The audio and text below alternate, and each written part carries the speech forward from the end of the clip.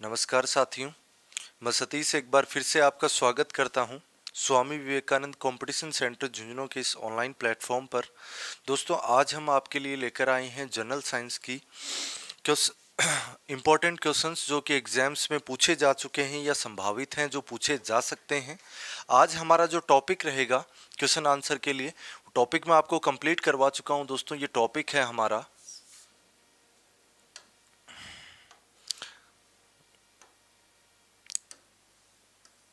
कार्य, ऊर्जा एवं शक्ति। कार्य, ऊर्जा एवं शक्ति से रिलेटेड हम जो क्वेश्चन आंसर आपके लिए लेकर आए हैं। अब देखिए दोस्तों, इससे इम्पोर्टेंट जो भी क्वेश्चन आज तक एग्जाम्स में पूछे गए हैं या ज़्यादातर जो पूछे जा सकते हैं, ऐसे क्वेश्चंस का समावेश हमने यहाँ पर करने की कोशिश की है। तो देखिए दोस्तों, सबसे पहला क्वेश्चन हम इससे लेते हैं। निम्नलिखित में से कौन सा यंत्र रासायनिक ऊर्जा को विद्युत ऊर्जा में बदलता है? देखिए दोस्तों, एनर्जी का कन्वर्जन होता है एक प्रारूप से दूसरे प्रारूप में। तो देखते हैं दोस्तों, रासायनिक ऊर्जा को कौन सा। अब देखिए, बैटरी जो है वो रासायनिक ऊर्जा को यानी केमिकल एनर्जी को किस में बदलता है? इलेक्ट्रिकल एनर्जी में चेंज करता है।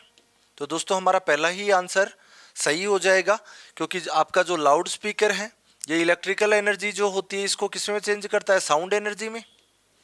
सौर सेल ये आपका सौर ऊर्जा को किस में बदलता है? विद्युत ऊर्जा में। और विद्युत मोटर जो है ये आपका विद्युत ऊर्जा को यांत्रिक ऊर्जा में बदल देता है। तो हमारा ऑप्शन ए जो है वो राइट हो जाएगा, बैटरी इसका राइट आंसर। क्वेश्चन नंबर 2 देखिए, यहां पर किसी वस्तु में उसकी स्थिति के कारण जो ऊर्जा संचित होती है उसको क्या कहते हैं? दोस्तों, किसी भी वस्तु के अंदर जो स्थितिज और जो गतिज ऊर्जा होती है उसका योग जो होता है दोस्तों वो क्या होता है? आपका यांत्रिक ऊर्जा होता है। लेकिन अब देखिए, स्थिति के कारण जो ऊर्जा होगी उसको आप क्या कहेंगे? स्थितिज ऊर्जा। किसी भी वस्तु की स्थिति के कारण जो ऊर्जा संचित होगी उसको स्थितिज ऊर्जा कहते हैं, और किसी भी वस्तु की गति के कारण जो ऊर्जा संचित होती है उसको गतिज ऊर्जा कहा जाता है। और गतिज और स्थितिज इन दोनों को का जो योग है दोस्तों वो क्या कहलाता है? यांत्रिक ऊर्जा कहलाता है। यांत्रिक ऊर्जा। तो हमारा राइट जो आंसर होगा वो होगा स्थितिज ऊर्जा। नेक्स्ट क्वेश्चन देखिए, निम्नलिखित में से जूल किसका मात्रक है? देखिए दोस्तों, जूल जो है वो कार्य का मात्रक है और ऊर्जा का भी मात्रक है। देखिए दोस्तों, वर्क, किसी भी ऑब्जेक्ट पे जो वर्क डन होता है उसका फॉर्मूला होता है हमारे पास F.S कोस थीटा। अब जनरली हम जो लेते हैं वो लेते हैं जब बल और विस्थापन की दिशा समान होती है, F.S। तो दोस्तों, एक तो इसका मात्रक यहां से आता है जूल, और जो दूसरा मात्रक देखिए यहां से क्या बनेगा? बल का मात्रक क्या होता है दोस्तों? न्यूटन, और दूसरा ये है विस्थापन, तो इसका होता है मीटर। तो दो मात्रक हो गए, न्यूटन इंटू मीटर या जूल। तो यहाँ पे हमें ऑप्शन में दे रखा है, हमें जूल के बारे में पूछा है, तो ये किसका मात्रक है दोस्तों? किए गए कार्य का मात्रक है। नेक्स्ट देखिए, ऊर्जा की वाणिज्यिक इकाई क्या है? ऊर्जा की वाणिज्यिक यानी कमर्शियल यूनिट क्या है दोस्तों? तो कमर्शियल यूनिट जो है वो किलोवाट आवर होती है दोस्तों ऊर्जा की, यानी KWH। ये जो है ये एनर्जी की क्या है? कमर्शियल यूनिट है, यानी कि वाणिज्यिक इकाई। देखिए दोस्तों, नेक्स्ट क्वेश्चन यहां से देखते हैं। जब कोई वस्तु स्वतंत्र रूप से जमीन पर गिर रही होती है तो उसकी कुल ऊर्जा में क्या परिवर्तन आएगा? देखिए दोस्तों, ये एक ऑब्जेक्ट है, मान लीजिए मेरे पास में कोई भी ऑब्जेक्ट जिसका द्रव्यमान मैंने मान लिया m, ये किसी निश्चित ऊंचाई पर है जो हम h मान लेते हैं। ये हमारी पृथ्वी की सतह है दोस्तों। अब इसको फ्री फॉल की कंडीशन में छोड़ दिया जाए तो ये कह रहा है कि इसकी एनर्जी में चेंज क्या होगा। देखिए दोस्तों, यहां पर इसकी यांत्रिक ऊर्जा, यहां पर इसकी यांत्रिक ऊर्जा और यहां पर इसकी यांत्रिक ऊर्जा दोनों क्या रहती है? सेम रहती है। गतिज और स्थितिज में किस प्रकार से परिवर्तन आए ये इंपॉर्टेंट है इसके लिए, लेकिन कुल ऊर्जा सदैव किसी भी निकाय की क्या रहती है दोस्तों, नियत रहती है। तो दोस्तों यहां पर पूछा है उसकी कुल ऊर्जा क्या रहेगी, तो ये रहेगी दोस्तों स्थिर रहेगी, इसमें किसी भी टाइप का कोई चेंजमेंट नहीं होगा। तो बढ़ती है, घटती है, या पहले बढ़ती है फिर घटती है, ये तीनों ऑप्शन इसके लिए गलत हो जाएंगे, यानी ये क्या रहेगी दोस्तों, स्थिर रहेगी। नेक्स्ट क्वेश्चन यहां से हम देखते हैं दोस्तों, 100 वॉट का विद्युत बल्ब 1 मिनट में कितनी ऊर्जा का स्थानांतरण करता है। देखिए दोस्तों, देखते हैं किसी भी चीज के लिए, देखो 100 वॉट ये जो दे रखी है, ये दे रखा है आपको शक्ति यानी पावर, 1 मिनट के लिए पूछा, ये आपको टाइम दे रखा है। आपसे पूछा है दोस्तों कितनी ऊर्जा का स्थानांतरण करेगा। आप देखिए दोस्तों, हमारे पास शक्ति का जो फॉर्मूला होता है, ये 3 फॉर्मूले हैं, P बराबर W/T, दूसरा फॉर्मूला है P = I²R, और एक होता है दोस्तों P = V/I। ये विद्युत धारा के केस में 3 फॉर्मूले हम इसमें काम में ले सकते हैं दोस्तों। तो हमें क्या दिया हुआ है, टाइम दिया हुआ है, इसलिए सबसे पहला फॉर्मूला यूज करेंगे। अब दोस्तों हमसे ऊर्जा का स्थानांतरण पूछा है, लेकिन यहां पर वर्क दे रखा है। तो वर्क क्या होता है जो दोस्तों, ऊर्जा का रूपांतरित रूप है क्या, तो इसमें हम वर्क डन निकालेंगे, वही क्या होगी, एनर्जी ट्रांसफर जो होगी वो किए गए कार्य के बराबर होगी। तो देखिए दोस्तों, P की वैल्यू आपको ऑलरेडी दे रखी है, इसमें P बराबर आपको कितना दे रखा है, 100 वाट। दूसरा आपको क्या दे रखा है दोस्तों, T दे रखा है, 1 मिनट दे रखा है, इसको सेकंड में चेंज करेंगे तो कितना आ जाएगा, 60 सेकंड। अब हमें क्या निकालना है, तो देखिए दोस्तों 60 सॉरी ये आपका 100 वाट दे रखा है, 100 इक्वल हो गया W हमें निकालना है, यहां से T की वैल्यू है 60। अब ये यहां पे मल्टीप्लाई हो रहा है, इधर डिवाइड हो रहा है, इधर जाके मल्टीप्लाई हो जाएगा, W = आ गया 100 × 60, तो ये आ गया 6000, और ये किस में आएगा, जूल में। तो यही होगी आपकी ऊर्जा। तब आपका राइट आंसर होगा दोस्तों डी। तो देखिए दोस्तों, P बराबर W/T, P बराबर I²R, P = V/I। देखिए दोस्तों, ये फॉर्मूले किस तरीके से बनते हैं, थोड़ा सा ओवरव्यू हम इसमें देख लेते हैं।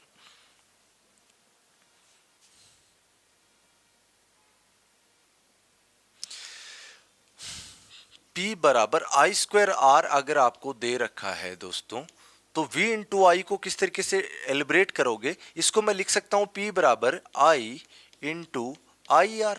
अब दोस्तों ओम के नियम से V किसके इक्वल होता है, IR के इक्वल होता है क्या, तो IR की जगह मैं क्या पुट कर सकता हूं, V। तो P बराबर फॉर्मूला बन के आया V/I। ये फॉर्मूला को हम इस तरीके से कुछ डिस्क्राइब यहां पर कर सकते हैं।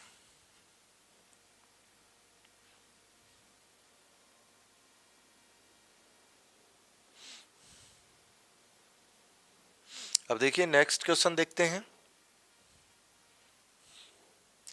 जब किसी वस्तु के द्वारा कार्य किया जाता है तो उस पर क्या प्रभाव पड़ता है।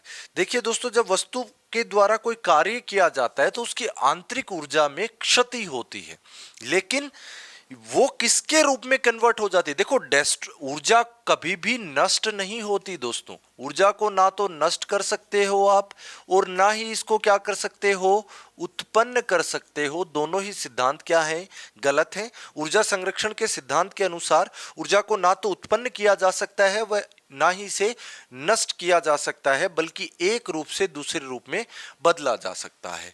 लेकिन दोस्तों देखेंगे हम क्वेश्चन के अकॉर्डिंग, क्वेश्चन की लैंग्वेज क्या कहती है कि जब किसी वस्तु के द्वारा कार्य किया जाता है, यानी कोई वर्क डन होता है, तो उस पर क्या प्रभाव पड़ता है। अब देखिए स्टेटमेंट के अकॉर्डिंग देखेंगे, उसकी ऊर्जा की क्षति होती है, उसे ऊर्जा की प्राप्ति होती है, ऊर्जा में कोई परिवर्तन नहीं होता।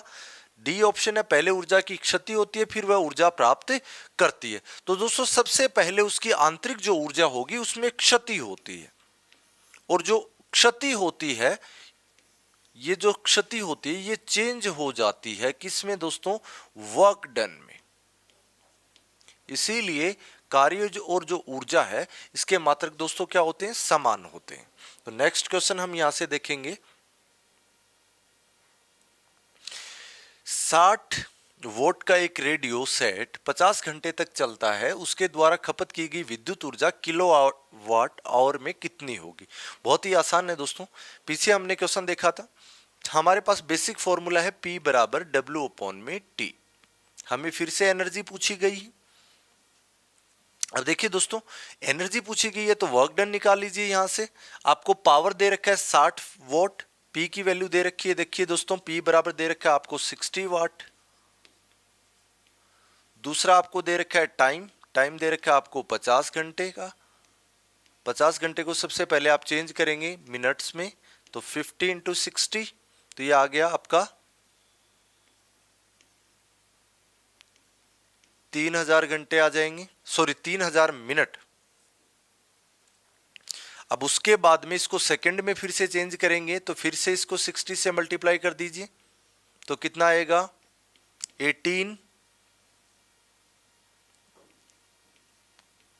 और ये इतना सेकंड आ जाएगा दोस्तों, 1,80,000 सेकंड। अब दूसरा हमें क्या दे रखा है, 50 घंटे तक हमें एनर्जी की वैल्यू दे रखी है। अब देखिए इसको निकालेंगे तो कैसे निकालेंगे, फॉर P की जगह वैल्यू पुट कर दीजिए 60 इक्वल्स टू W की वैल्यू हमें कितना दे रखा है निकालना है दोस्तों, T की वैल्यू नीचे पुट कर दीजिए,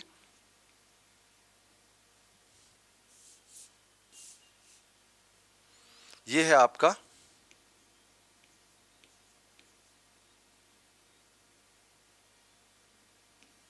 अब देखिए दोस्तों, ये यहां पर मल्टीप्लाई डिवाइड हो रहा है, यहां जाएगा तो क्या हो जाएगा, मल्टीप्लाई हो जाएगा। तो W की वैल्यू कितनी आ जाएगी दोस्तों, यहां पर 60 इंटू 18। अब ये जो गुणा करने के बाद में आएगा दोस्तों, इसको आप KWH में चेंज कर लीजिए, बहुत ही आसान सी बात है।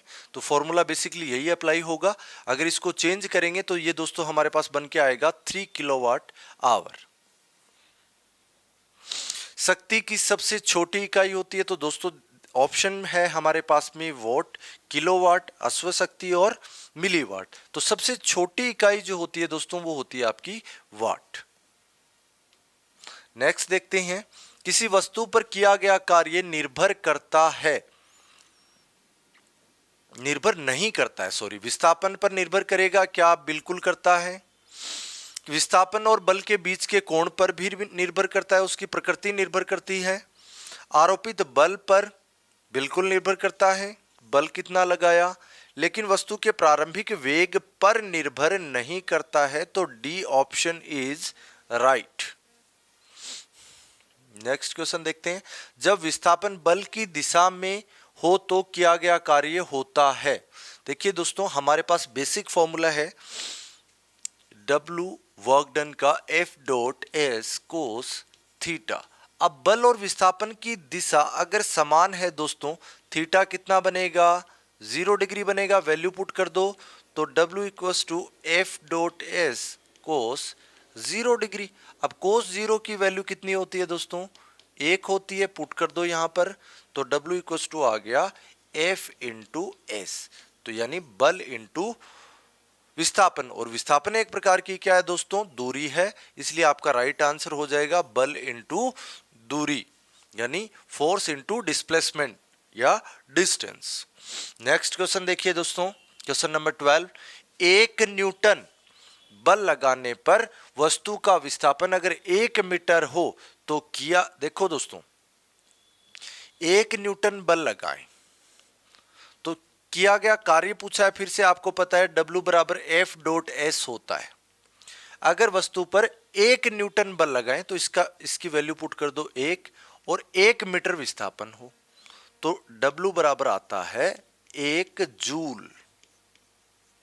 तो किया गया कार्य किसके बराबर होगा, 1 जूल के बराबर होगा दोस्तों। बहुत ही आसान है, क्योंकि कार्य का मात्रक क्या होता है दोस्तों, जूल होता है। नेक्स्ट क्वेश्चन देखिए, न्यूटन मीटर को ब्रिटेन के वैज्ञानिक जेम्स जूल के सम्मान में क्या लिखते हैं, इसको लिखते हैं जूल। अब देखिए दोस्तों, जूल यहां पे जी ऑप्शन है इसलिए गलत है, ये आपका राइट आंसर है। देखिए दोस्तों, वर्क डन का यूनिट है W बराबर F डॉट S। F क्या है, न्यूटन, और डिस्प्लेसमेंट दूरी है तो न्यूटन इंटू मीटर, और न्यूटन इंटू मीटर को ही आप क्या लिखते हो दोस्तों, जूल लिखते हो क्या। तो ये आपका राइट आंसर है, तो यह होगा आपका जूल, यानी b option is right. Next question देखिए दोस्तों, जब बल वस्तु की गति की दिशा में कार्य करे तो किया गया कार्य क्या होता है। बहुत ही आसान सी बात है। देखिए दोस्तों, अगर अभी हमने देखा W बराबर फॉर्मूला होता है F dot S cos theta. अब थीटा जो है दोस्तों ये क्या है, बल व विस्थापन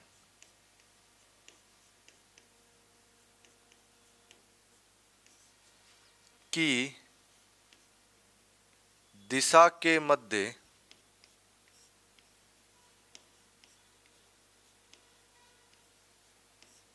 बना कोण।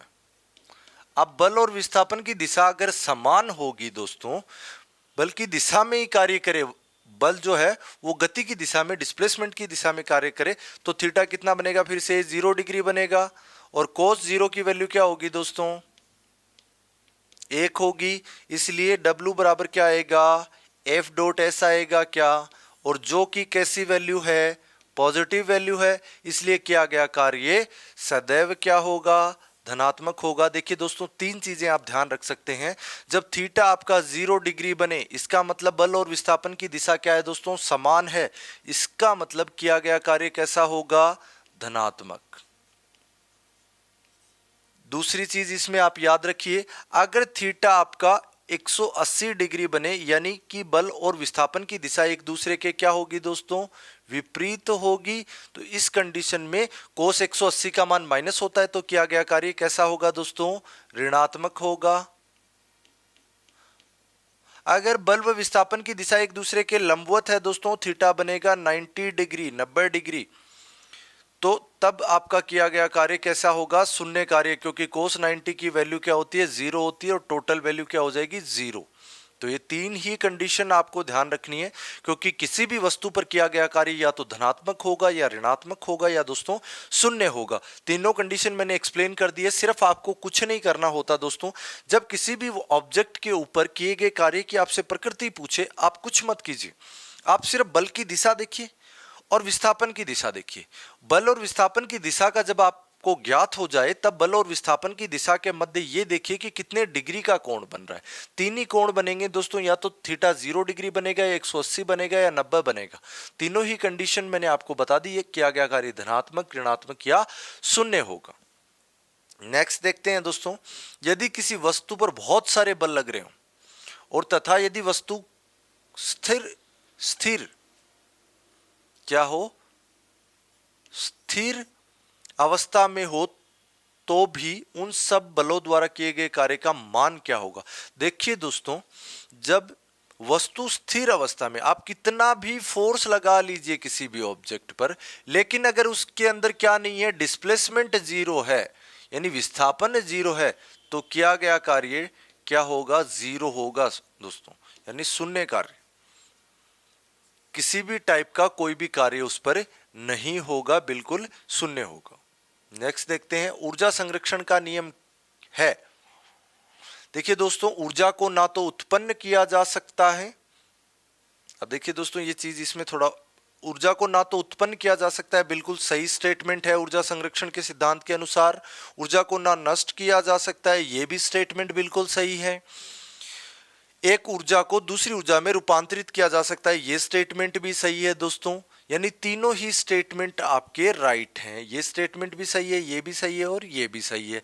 अब इसका मतलब क्या होगा, उपरोक्त सभी, सॉरी इसमें थोड़ा मिस्टेक हो गया, ये गलत हो गया ऑप्शन, ये होगा आपका उपरोक्त सभी, तो ऑप्शन होगा आपका D, D option is right.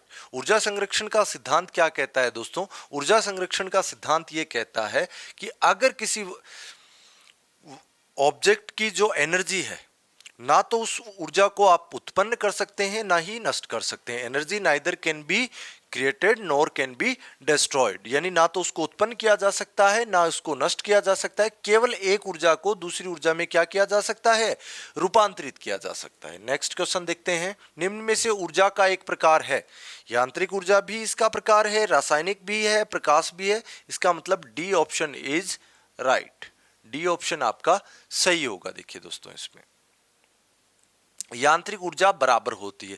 मैंने कहा दोस्तों, यांत्रिक ऊर्जा क्या होती है, किसी भी वस्तु के अंदर जो गतिज ऊर्जा है और उसके अंदर जो स्थितिज ऊर्जा है। अब गतिज ऊर्जा उसकी गति के कारण होती है और स्थितिज ऊर्जा उसकी स्थिति के कारण होती है। इन दोनों का जो योग होता है दोस्तों, वो उस वस्तु की यांत्रिक ऊर्जा यानी कि उसकी मैकेनिकल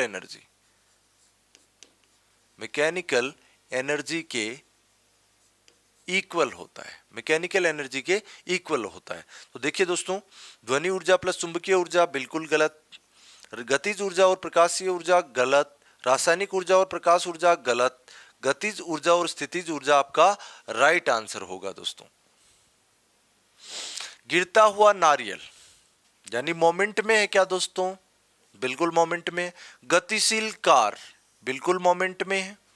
लुढ़कता हुआ पत्थर ये भी मोमेंट में है। नेक्स्ट, दौड़ता हुआ खिलाड़ी ये भी मोमेंट में। आदि किस प्रकार की ऊर्जा के उदाहरण है? तो देखिए दोस्तों, ये क्वेश्चन से स्पष्ट है, स्थितिज ऊर्जा तो नहीं हो सकती, क्योंकि ये स्थिति के कारण जो ऊर्जा होती है वो स्थितिज ऊर्जा होती है। दूसरा है गतिज ऊर्जा, बिल्कुल हो सकती है, गतिज ऊर्जा इज राइट आंसर, यानी ऑप्शन बी इज राइट। प्रकाश ऊर्जा नहीं हो सकती, रासायनिक ऊर्जा भी नहीं हो सकती दोस्तों। तो आपका गतिज ऊर्जा जो होगा, काइनेटिक एनर्जी जो होगी, वो आपका राइट आंसर होगा, क्योंकि सारी की सारे ऑब्जेक्ट किस में है दोस्तों, यहाँ पर मोमेंट में है। गिरता हुआ नारियल, गतिशील कार, लुढ़कता हुआ पत्थर और दौड़ता हुआ खिलाड़ी, सभी ऑब्जेक्ट क्या है, मोशन में। नेक्स्ट देखते हैं, निम्न में से रासायनिक ऊर्जा का उदाहरण है। उदाहरण नहीं है तो रसोई गैस इसका एग्जाम्पल है, लकड़ी भी इसका एग्जाम्पल है, कोयला भी इसका एग्जाम्पल है, दीपक इसका एग्जाम्पल नहीं है। तो ऑप्शन डी आपका क्या होगा, इसमें राइट होगा दोस्तों। नेक्स्ट क्वेश्चन यहां पर देखते हैं हम, जब पंखा बिजली से चलता है तो विद्युत ऊर्जा को किस में बदलता है? दोस्तों बार बार हम इसको डिस्कस कर चुके हैं कि आपका जो फैन है, फैन जब चलता है, घूमता है, तो इलेक्ट्रिसिटी से घूमता है, तो यानी कि इलेक्ट्रिकल एनर्जी, विद्युत ऊर्जा जो है ये कन्वर्ट होती है किस में दोस्तों, यांत्रिक ऊर्जा में कन्वर्ट होती है। यानी इलेक्ट्रिकल एनर्जी जो है वो कन्वर्ट होगी मैकेनिकल एनर्जी में। बहुत ही आसान सा क्वेश्चन था, लेकिन फिर भी बार बार कंपटीशन एग्जाम में पूछा जाता है दोस्तों, क्योंकि आसान चीजें हम कई बार छोड़ देते हैं, आसान चीजों के ऊपर हमारा ध्यान नहीं होता, और ये जीएस के हिसाब से एक इंपॉर्टेंट क्वेश्चन है। नेक्स्ट क्वेश्चन देखते हैं, निम्न में से परंपरागत ऊर्जा का स्रोत है। देखिए परंपरागत का मतलब होता है जो परंपरा हमेशा से चलती आ रही। अब देखिए दोस्तों, पवन ऊर्जा एक परंपरागत स्रोत नहीं है, गैर परंपरागत स्रोत है। सौर ऊर्जा भी नहीं है, क्योंकि ये प्राचीन काल से हम काम में नहीं ले रहे। कोयला जो है इसका परंपरागत स्रोत है। जीवाश्म ईंधन की श्रेणी में आते हैं। जीवाश्म यानी कि दोस्तों क्या होता है, फॉसिल्स। अब देखिए फॉसिल्स की श्रेणी में नहीं आता ऐसा ईंधन। कोयला भी एक जीवाश्म है, फॉसिल से बनता है दोस्तों। पेट्रोलियम इसका उदाहरण है, प्राकृतिक गैस भी इसका उदाहरण है, यानी कि सारे के सारे सही हैं। ऑप्शन डी आपका राइट आंसर होगा, यानी कोयला, पेट्रोलियम और प्राकृतिक गैस सभी के सभी फॉसिल्स के उदाहरण है दोस्तों। निम्न में से गैर परंपरागत ऊर्जा स्रोत है। पवन ऊर्जा गैर परंपरागत स्रोत है, सौर ऊर्जा भी है, भूतापीय ऊर्जा भी है, यानी उपरोक्त सभी। Option D is right. Next question देखते हैं दोस्तों, निम्न में से समुद्री ऊर्जा है। समुद्री ऊर्जा, समुद्री तापीय ऊर्जा भी समुद्री ऊर्जा का प्रारूप है, ये आपका सही है। तरंग जो लहरें उसमें उठती हैं ये भी इसका उदाहरण है, और ज्वारीय ऊर्जा भी इसका उदाहरण है। तो ऑप्शन डी आपका राइट हो जाएगा इसमें भी। तो ये थे दोस्तों कुछ इंपॉर्टेंट और एग्जाम से संबंधित संभावित क्वेश्चन जो या तो पूछे गए हैं या पूछे जा सकते हैं दोस्तों। ऐसे ही हम अलग अलग टॉपिक्स के लिए आपके लिए अलग अलग वीडियो लेके आते रहेंगे। तब तक इस सेशन को आप शेयर करते रहें, चैनल को सब्सक्राइब करें और ज़्यादा से ज़्यादा अपनी स्टडी पे ध्यान दें। Thank you.